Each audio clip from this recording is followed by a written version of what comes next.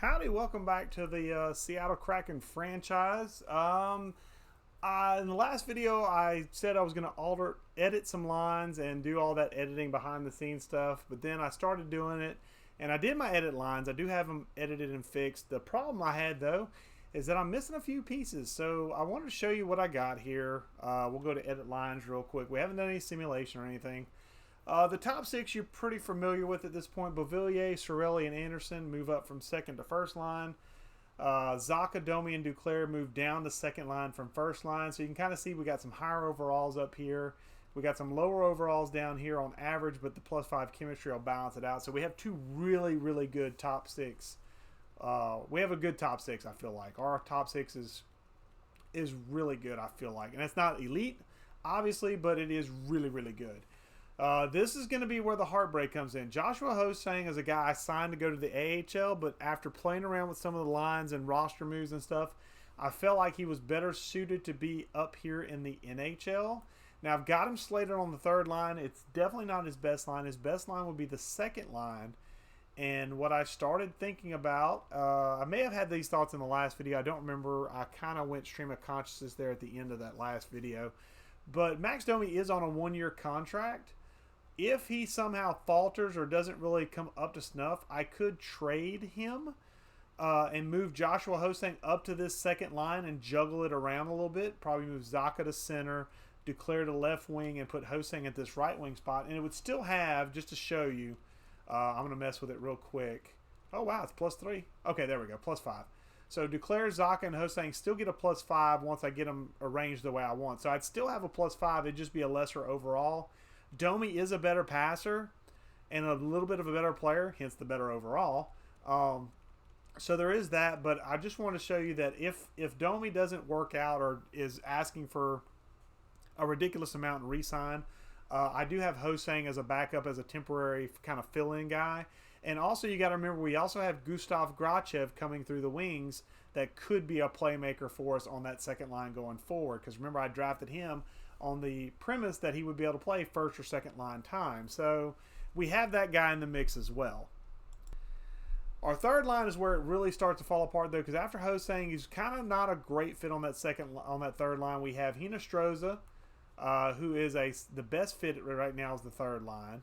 And then we have James the Real Deal Neal, who has fallen to an AHL top 6 potential, which really, really hurts because I'm currently paying him $5.75 million to probably be about a 75 overall. His overall will start to plummet quickly. I will probably end up shuffling him to the AHL at some point during the season to while away the rest of his time in the AHL. I really hope he can maybe score some goals before that happens, but we'll have to see. That AHL top 6 potential is death. He went from top 9 to AHL top 6. He skipped bottom 6 completely, which really, really hurts.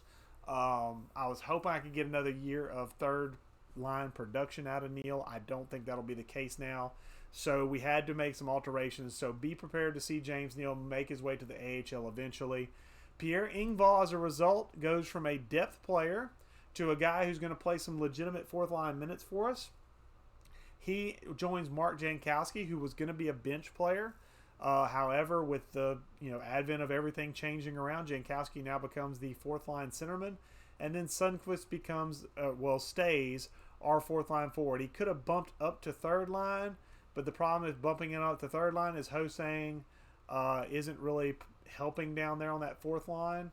But I could play this and separate our playmakers. That would give us a power forward for when James Neal has to move down. So maybe we do that eventually, but not right now. If James Neal starts to falter, we may make that swap and change around some stuff. But for right now, we're going to leave it as is. 2 playmakers and a power forward, and we have two two-way forwards and a power forward to round out the bottom 6. So Sundqvist definitely likes the coaching change. He goes from being a fourth line guy to being basically a top 9 guy, which is what his potential is. So that's a good thing for him. He can move around and be some interesting piece movement for us if we need to juggle some stuff down here in this third line area. Defensively, we have definitely improved as a result of the coaching change, because before we had a +5 on our first line with Gotha Spear and either Carlo or harmonic. Now with Brendan Carlo and Morgan Riley, you see it's a +3, but Morgan Riley's an 88 overall. So that's still pretty doggone good. Carlo will be only an 84 overall. And now our +5 chemistry moves to this second line, which if you recall from last year, pretty much stayed at a 0. So now we have guys, this guy's going to play at an 89 overall. This guy's going to play at an 84 overall. So really good to bring in that young Logan Stanley, who, by the way, jumped to a top 6 role. So I had to move him from the AHL to the NHL, which means I had to make some changes elsewhere as well. Devin Taves and Steven Johns could be better suited higher up as far as chemistry, especially Steven Johns. But because they had such a good year last year together in that third defensive pairing, I'm going to leave them there, mainly because there's better options ahead of them on the left side as far as Taves goes. He's really our third best left-handed shot, or left-handed defenseman, I should say. So I'm going to keep him on that third defensive pairing with Johns, which gets a +3 overall. So our overalls, as far as chemistry-wise, are greatly affected by the coaching change, and you see it right here. Now, I have not done any changes to the power play or penalty kill as of yet, because I want to do some other things before I make those special teams changes. But I also want to show you our netminder, a significant upgrade in Frederik Andersen as far as overall. We go from an 84 to an 87 overall, an elite level potential. And he's listed as an elite goalie, so hopefully that save percentage will be at least above 900 would be nice. But hopefully it's above 910 and we get some wins extra as a result. Aiden Hill is still our backup in the NHL. And now let's flip over to the AHL side. The AHL saw some differences, but hopefully there'll be good differences. We have Hagel, playmaker, a guy who's going to be an AHL guy for the rest of his career more than likely. Hold on one second. Excuse me. Sorry about that pause. I had a cat that wanted to come in, so I had to make a pause real quick and knock it out. You guys wouldn't notice much except for maybe a little jump. But going back to the AHL side, Hagel is going to be a first-line playmaker for us down there in the AHL. Gaudin is a guy I hope to grow. He's listed as a fourth-line forward. I'm going to keep him down here in the AHL playing first-line minutes because I think that's where he's best suited at right now. I'm hoping he can get to an 80 overall, maybe bring him up as a guy to replace maybe a Jankowski, or somebody of that nature going forward. Dryden Hunt, a two-way forward, top 9 depth forward guy. A guy I could have put in the NHL, but I chose to keep him as a winger down there in the AHL with Hagel and Gaudin.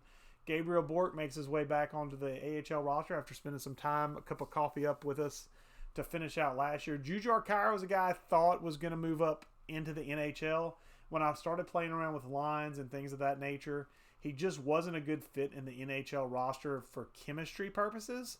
So I'm going to spend $2 million a year and keep him down here in the AHL until Neil starts to falter. When Neil starts to falter, I will probably call Khaira up and he will play bottom 6 time.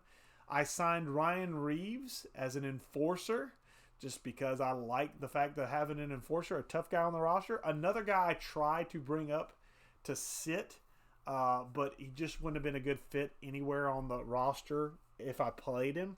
So I'm going to keep him in the AHL to keep my guys clean down here. Third line used to be the Grinders Assemble line. It could still be again if I flip it, which I may or may not do depending. Actually, you know what? I am going to do that. Well, Ryan Reeves is better on the second line, but yeah, we're going to do that real quick. So executive decision, the Grinders Assemble line is back together for one more run. Grinders Assemble with an enforcer? Nah. We'll keep the Grinders together. Grinders Assemble line is our second line. Bork, McCarron, and Reeves are now our third line. Watson, who was an NHL starter last year, now he's in the AHL. Best fit is on the fourth line, so I put him here with Kine and with Stefan Neeson, who I tried to bring up to the NHL, but another guy who just didn't have a good fit for us in the NHL. Now, I signed some more two-way defensemen for the AHL, which is going to cause some chemistry issues, but ultimately will benefit our NHL squad more. And I'm thinking about hiring a different coach once this coach's contract runs out, unless he just completely, kills it and wins a Calder and keeps getting us in the Final Fours of playoffs. McCoshen was a top 4 high potential defenseman over the offseason. He dropped to 7th D, which is just ball busting. So he is a guy that's going to be basically he's going to be a career, guy down there in the AHL. I'll probably let him go after this year because he's currently signed for a $1.125 million contract. He is not worth that in the AHL to me. Darren Raddysh is a guy I signed just to be a placeholder in the AHL. I really don't have any current prospects coming up. This is the only quote prospect I have. Allard, this is a guy I signed in free agency, but he's only a top 6, so I don't really have anybody in the pipe right now that I can really sign and put up here. I do need to sign someone to replace Mr. Summerby, though, because Summerby is an AHL top 2 veteran guy. I want him to be that depth piece that comes in if I have an injury. I do not want him starting in my top 6, so I'm going to be signing in this video at the beginning. I'm going to be signing a guy to basically play top 6 AHL defense minutes. And I'm going to be signing, I believe, one guy to play in the NHL as a depth forward. I believe that's what I need to do. Let me flip real quick and double check myself. Yes, because the other thing I need to do is right here. I need to trade Derek Forbort. Derek Forbort no longer has a place on this squad, unfortunately, with the growth of Logan Stanley. Logan Stanley kind of takes his spot in the roster. Originally, it would have been Forbort and Gothenspier right here. But with the advent of Logan Stanley wanting top 6 time and me not wanting to leave him in the AHL any longer, and plus he's 6'7", 238 pounds, I want to get him up here and get him playing.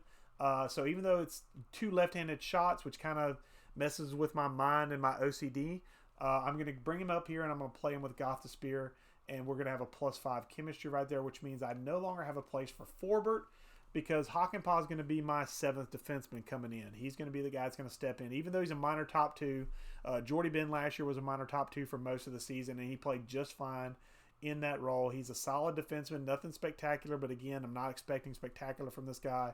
I'm expecting him to come in and do some work when I need him to. So with that being said, I'm going to make an effort to trade Forbort in this video real quick before we get going. I'm going to sign a depth forward to bring up preferably someone who's a main centerman, maybe could play some wing as well, so that way I have guys that can go wherever I need them to go, preferably left wing center maybe. We'll see what's out there and available, but Forbort's the first thing that needs to go, and so we're going to make an effort. We're going to go ahead and just find a trade for him. Nothing spectacular. I'm not expecting a huge return for Forbort, especially with that trade value, but he's on a good contract for, I believe, is it 2 years or 1? 2 years at 2.25. I feel like I'll get solid value for the pick. I'm going to go ahead and just open the block up. I've got 3 trades, a 4 and a 6 from Columbus, a 4 and a 6 from Philly, and a 4 and a 5 from Vancouver. Oh, 4 and a 5 from Vancouver? I was thinking about taking Columbus's, mainly because Columbus was god-awful last year, and I don't know what they've done in the offseason. I could look and see. I could actually look and see right now. I'm just going to go in and edit the trade. I'm not going to edit it probably, but I want to see if they've added anything in the offseason.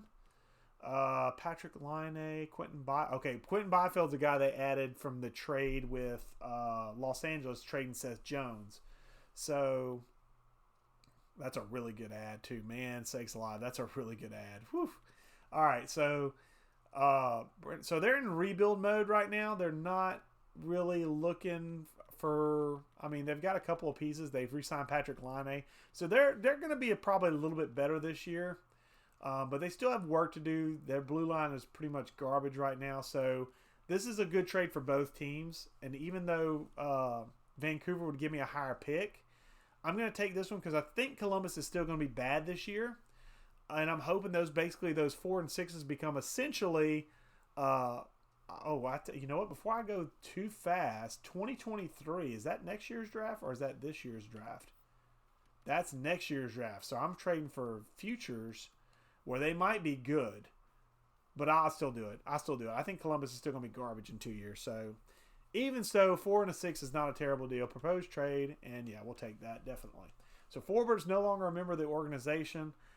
He was a great ad for us early on, but unfortunately, we've had some growth, we've had some changes, and he's no longer a viable member of the staff or the defensive core.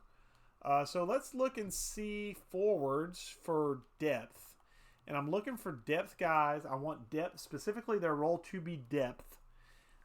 if they have any. Let's see if we have any in the forward category. Fourth line, there's a ton of forward. There we go, fourth line depth. Maybe Rifle, a two-way forward. Now, the problem I'm going to have is it's going to show him being for Gordie Howden's scheme, who I fired, if you remember from last video. So I don't know if I want to trust that or not. Houdon. Wheel is a playmaker who can play right wing. I want left wing, preferably. I think I'm just going to sign Rifle. 78 overall. I'm going to sign him. If he works out, he works out. If he doesn't, it's a one-year deal for a depth player that I'm hopefully not going to use a whole lot. Okay, so that takes care of that. Now I need a defenseman, preferably a defenseman who is a left-handed shot. Yeah, left-handed shot. I was looking, though, I was thinking, when I did my scouting before I started this video, I was thinking about signing Honka, who is a right-handed shot. He's a two-way defenseman, so he's going to struggle down there in the AHL. But he's top 4 medium, and I'm hoping he doesn't plummet. And that's a one-year deal, so if he does plummet, I can just let him go. So I'm going to sign Julius Honka, even though it doesn't totally fit the bill. I'm going to sign him and hope that I can maybe jump him into something that's worth a top 4 potential. And if he drops the top 6, then he'll be right there in that vein. If he drops to 7th D or lower, then I just let him go and don't worry about it. So those are the two guys I'm going to grab real quick. And I believe now we need to do one last thing. For the NHL, we're going to work on the power play. And for the power play, we do have a new power play scheme. As I look to see where... Oh, yeah, there we go. Okay, sorry. Had to pull up my stuff. So our scheme has changed. And Beauvillier doesn't fit, but Cirelli does. Hinostroza does. Does Engvall? No. Zaka does. Riley doesn't. Gothenspirer. Well, I'm going to split Gothenspirer and them up. And I'm probably not going to play Taves. Oh, he fits, though. Oh, he fits the scheme, too. That stinks. I'd rather have a forward out there, though. I'd rather have 4 forwards.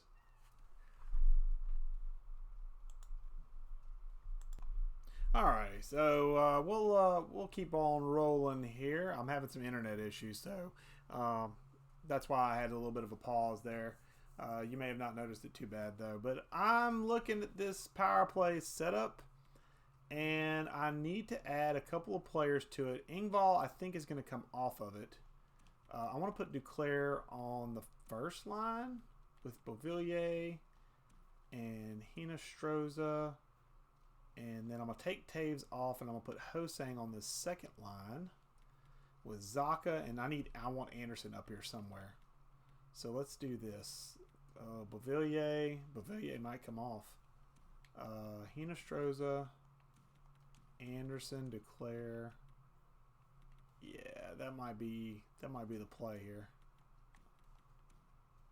I'm kind of playing around to see if I can get some chemistry ups, and it's not really flipping a whole lot. So we'll go Zaka, Hosang, Engvall, Gothenspirer. We'll take Engvall out.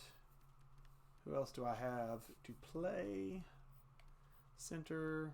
Zaka's already there. Sundqvist I could put in as power forward. Max Domi's not out here? Oh, Max Domi, get out here. Come on. Seriously? Boom.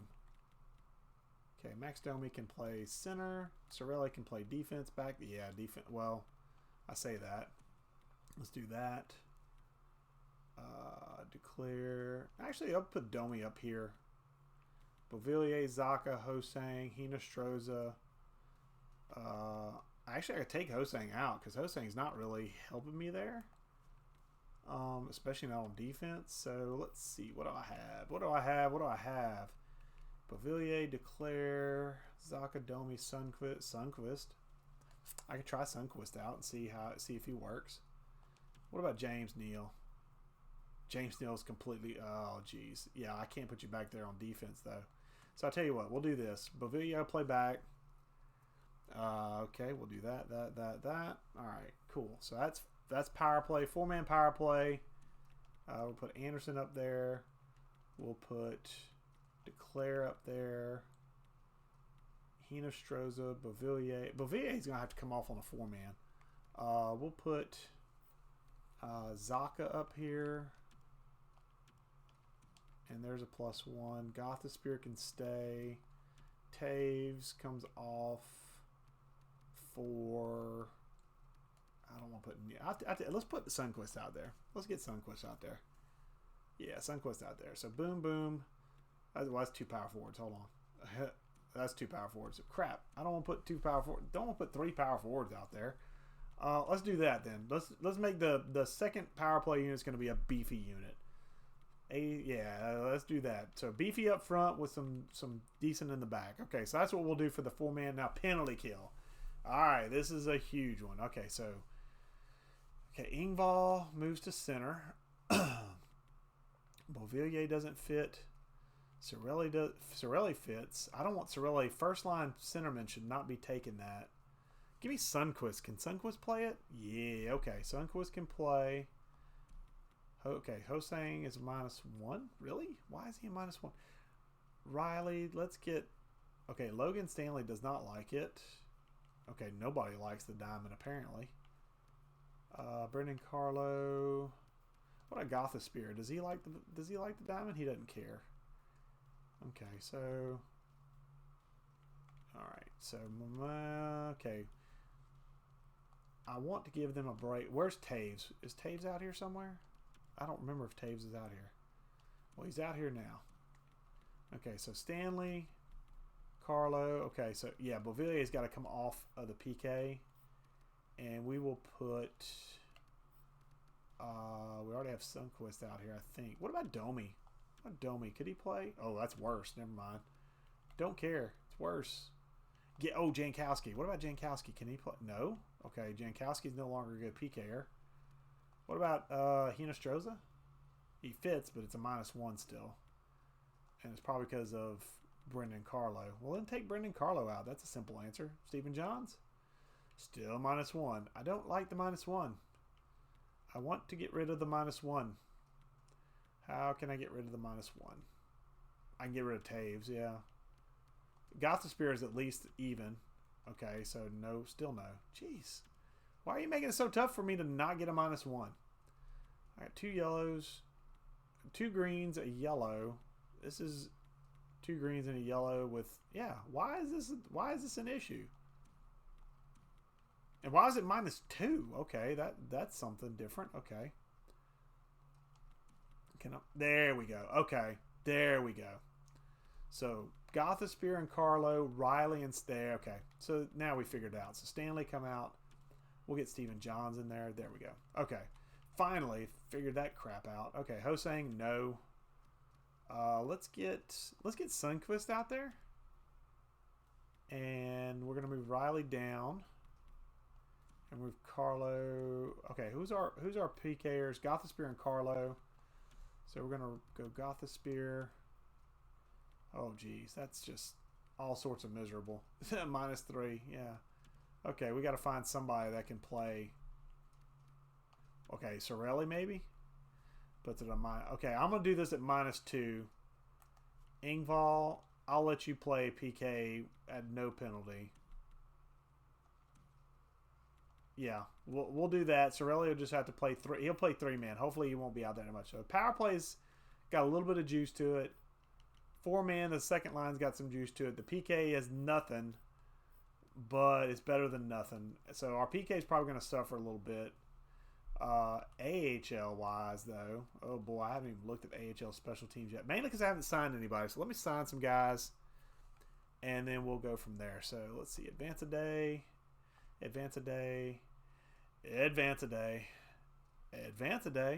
There we go. Finally, Rifle, Honka. Okay, so edit lines, and let's go ahead and roster moves because Raffle's going to have to move up to the AHL or NHL, not AHL. What am I thinking? Raffle's going to come up. That's fine. Yep, that's good. And then in the system, do I defenseman? Do I have? Okay, Honka's the 1, 2, 3, 4, 5, 6, 7. Okay, so cool. So now we can edit and put Honka in the mix. That was the main thing I was waiting on, was Honka to get in the mix. Defense, get Summerby out. We'll put Honka in. Okay, and we'll move him up, maybe? Okay, yeah, we'll do that. Okay, cool. So offense. Let's see. Okay. Still connected. That's good.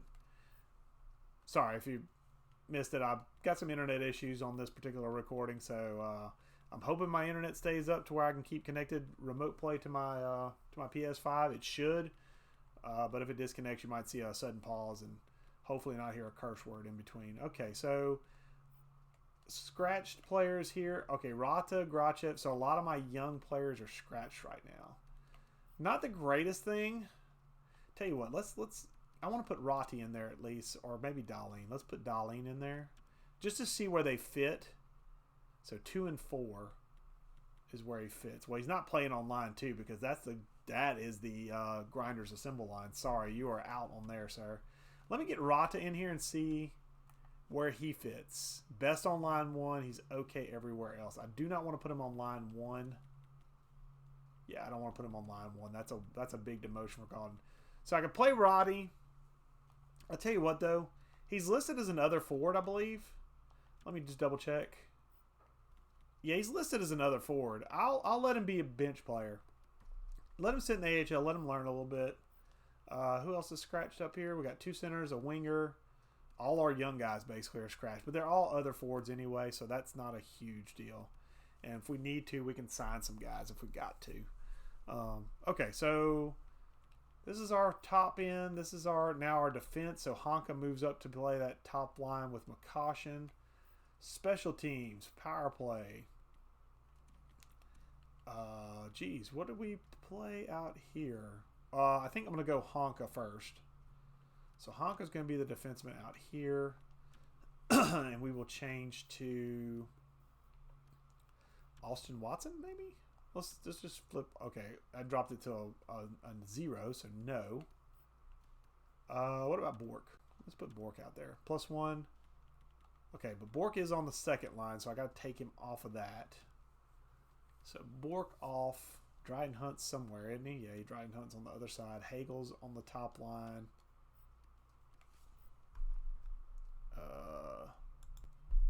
All right, so let's try Kine somewhere.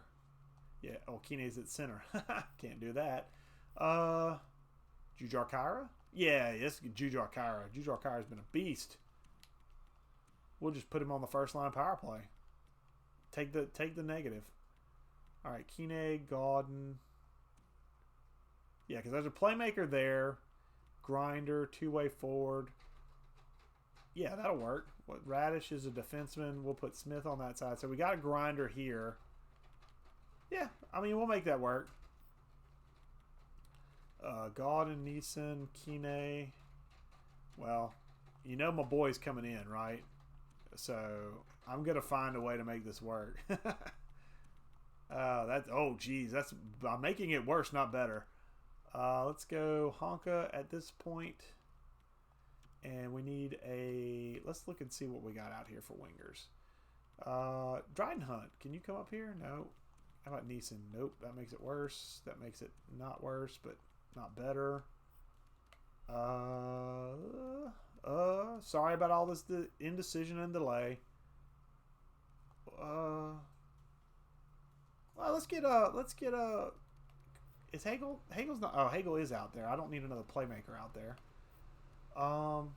We'll do Dryden Hunt. Dryden Hunt can play that. It'll be a -2 though. I tell you what. Let's make our second line power play the -2. Wait a minute. Hold on. Okay, yeah.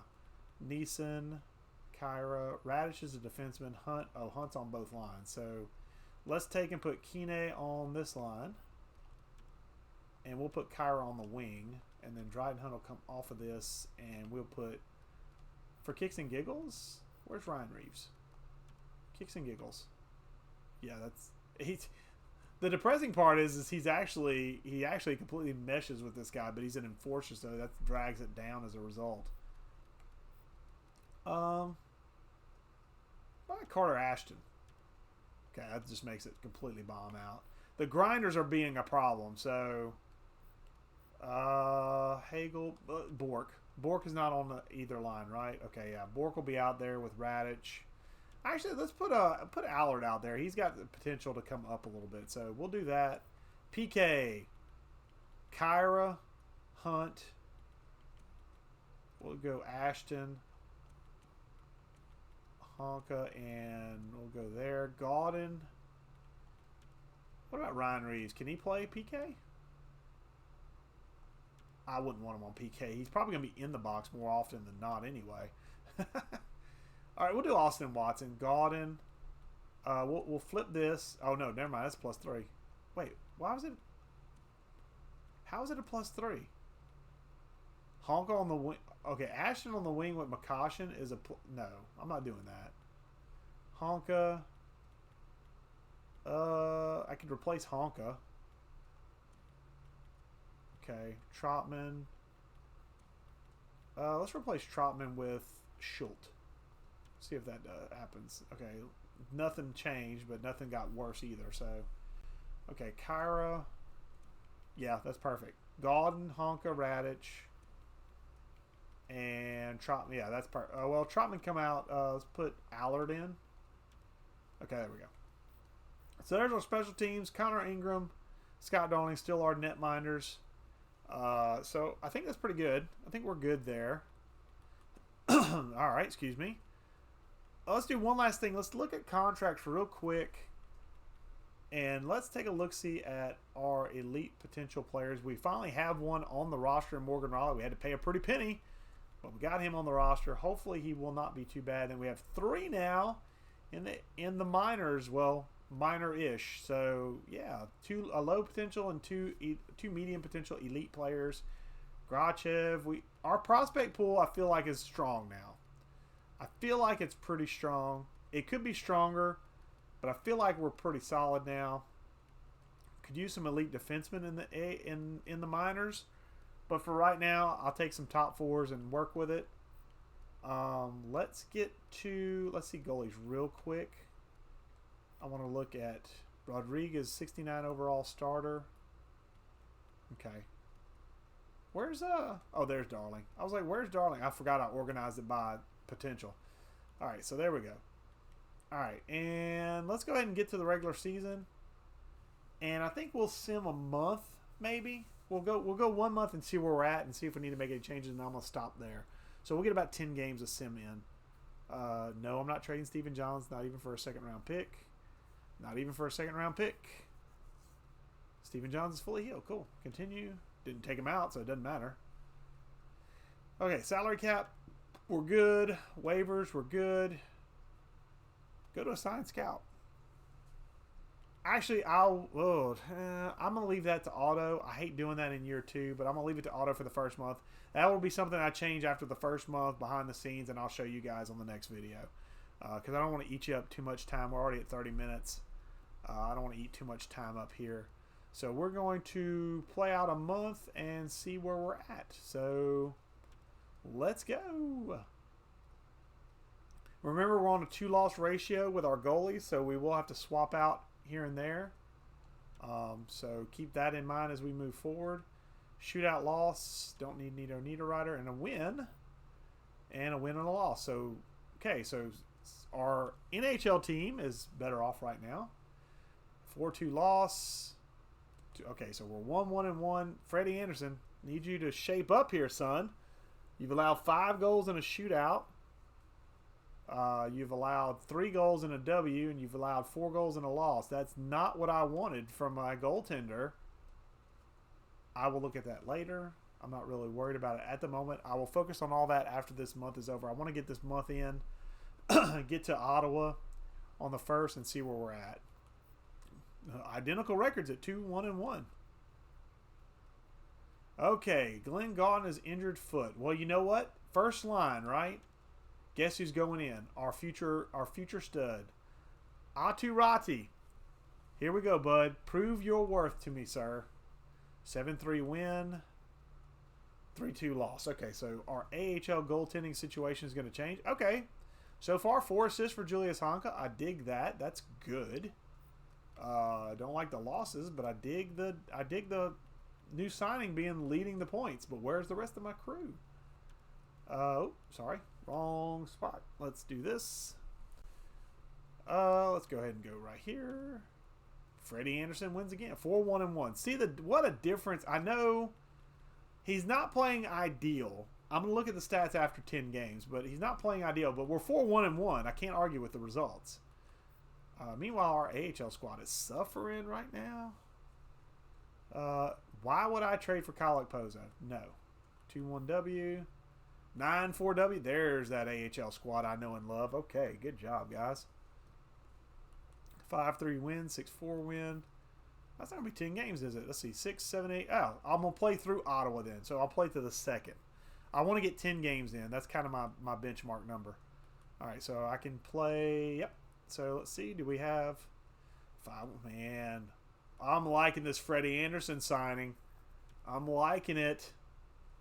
Josh Anderson's fully healed. I never took him out. Okay. Freddie Anderson's shaped up now. Okay, I dig this. Okay, so what a difference a season makes. Now it's still early. Oh, you got to be kidding me. James Neal's leading our team in points. Oh, I have to laugh at that. I'm sorry. Oh my gosh. Okay, so let's take a look-see real quick at some stats, and then we'll wrap up the video, and I'm gonna cut it here for the day for my day anyway. This is the 3rd or 4th video I've recorded today, but let's just go through real quick. Now it's early in the season. I fully acknowledge that, but we are 8-1-1 to start the season, and we lead our division with 17 points, and right behind us are the Anaheim Ducks at 15 points. They basically have lost a game more than we have. Okay, we are scoring 4 goals a game. We're allowing 2.6. That is much better numbers than what we had last year. We had about 3 goals a game versus more than 3 goals a game, more than what we were scoring. So, again, it's early. I'm emphasizing the fact that it's early, but through 10 games, I really like what I see so far if we can keep it up. Power play, Jesus H. 28.6%. Now, it's only got 21 power plays total, so it's not a huge sample size, but 28.6 is 28.6. So that I'm taking that all day long. We're making them pay with the opportunities we get. And our PK is awful.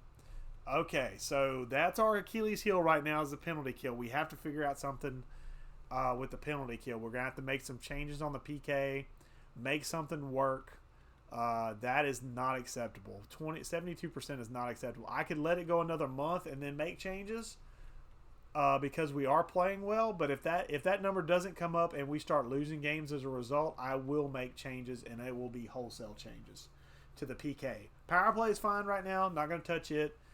PK definitely needs some work. All right, now we go to stats. Oh my gosh. Is he third or fourth line? He's third line. James the Real Deal Neal by a landslide leads our team in goals with 9. The next guy has got 4. Okay, that's ridiculous.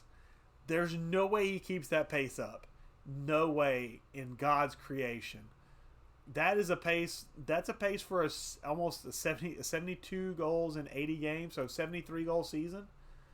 There's no way you keep that pace up at 80 overall AHL top 6 potential. But I'm happy. I'm happy with it. Our second line, formerly our first line, not getting off to as good a start as I'd hoped, but Duclair is a point-a-game player. I can't complain about that. Max Domi is near a point a game, and Zaka is struggling a little bit, but still near a point-a-game potential. And at second line, I'm okay with that. Sorelli, Josh Anderson, and where is Beauvillier? Oh man, Beauvillier is not having a good start to the year. So first line's kind of struggling a little bit coming out of the gate. They're not playing bad. The team is not playing bad as a whole, but a cause for concern potentially going forward is our top 6 is not really turned it on yet. Josh Anderson's a point a game player, but mostly assists. I need some goals. Need some goals from that squad. But I'm not going to complain about the results. But cause for concern if James the Real Deal Neal is our leading goal scorer by double, playing on the third line as an 80 overall with AHL top 6 potential. That's worrisome. That is very worrisome going forward. I like that line, but that's worrisome going forward. If James is leading our squad and starts to falter, what's going to happen with the rest of these guys? You guys have to come and meet James Neal. I can't believe I'm saying this. You have to meet James Neal and his 80 overall AHL top 6 production. Come on. All right, defenseman. Gothisbeer. Oh my gosh. Shane Gothisbeer loves the second line. That is gorgeous from a second pairing defenseman paired up with Logan Stanley, who has 0 points, has contributed nothing except keeping Gothisbeer clean. That's his job. Beat people up that get near Shane Gothisbeer and everybody else. He's 6'7", 238 for a reason. Morgan Riley on that first defensive pairing, near a point-a-game player. Devin Taves and Steven Johns. It's 10 games in, so I can't say struggling from a defenseman standpoint, but here's where the kicker is. Look at the plus-minus. Everybody's a plus. That second line is a huge plus. The first line is a very good plus. Brendan Carlo not really producing those points yet, but he's a defensive defenseman. If he keeps Morgan Riley clean and lets him produce, I'm okay with that. And our last acquisition, because that's big acquisition number 1, is Morgan Riley. And I feel like Morgan Riley was a good signing at this point just to let Shane Gothisbeer blow up early. Moving him down to where he's facing lesser quality opponents has definitely done wonders for Shane Gothisbeer. At least early on. We'll see if it continues. And then goalies. Oh my gosh. How did he get in? When did he get in? Who put him in? He must have got in on a he must have got in for Freddie whenever he came out early or something, maybe. That has to be what the case is, because I did not swap him in, but that's a good, but 906, I want to emphasize, I'm going to look at Aiden Hill's stats here real quick. Last year, this was the better goalie of the two we had. 888, we had 892, I should say. Elvis Merzlikins had 892. Okay, 892, 906, that's 14 hundredths of a percentage point up, or thousandths of a percentage point up. Doesn't sound like a lot. 7-1-1. What did I say last year whenever we looked at the goaltending numbers? I said if we had a goalie that gave us 905, 910, 915, 15 to 25 hundredths or thousandths of a percentage better than what we were getting, so essentially 2% better save percentage, would equate out to wins. And so far, I'm looking like a prophet, because at 906, which is only, 1.5% better than what we had last year, we're 7-1-1 through 10. That's phenomenal.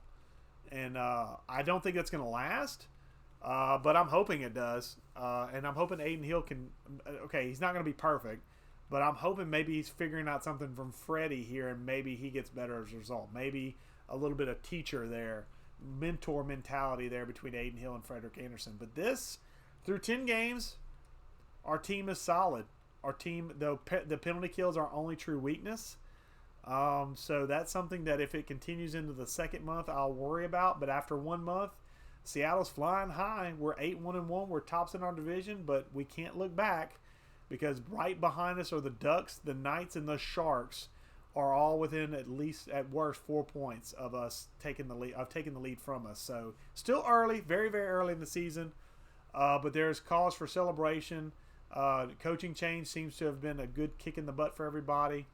I guess we'll wrap it up here. We're at about the 45-minute mark. We'll wrap it up here. If you like what you're watching, please subscribe, give us a like. Appreciate any support you give. And as always, till next time, catch you later.